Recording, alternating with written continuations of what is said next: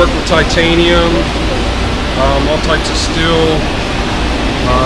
Right now I'm working on plastic. It's peak plastic. It's a really expensive plastic. It's not normal plastic. Mine mill's made up of it's like fine sand almost. So a bunch of different stuff comes through here. Even like bronze, copper, nickel, all different types of metal. Sometimes we work on glass. What type of materials do you work with? Mostly steel, aluminum. That's kind of cool when you can see like this is, you know, this big hunk of dirty, rusty metal became something really pristine and precise. Our medical. Why did you choose this job? I don't like working with my hands.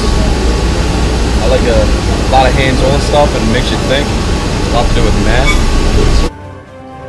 What's so cool about manufacturing? What's cool about it? The stuff we do here is pretty cool. We did some bearings. I was a part of grinding some bearings for the space station for them to make their own water instead of having water bottles sent up to them. So it was for a compressor unit. We made the bearings for that. What type of materials do you work with? Well, this is stainless steel. So that's mostly what I do, is a lot of stainless steel. I do a lot of the little intricate stuff, which is a lot of medical stuff.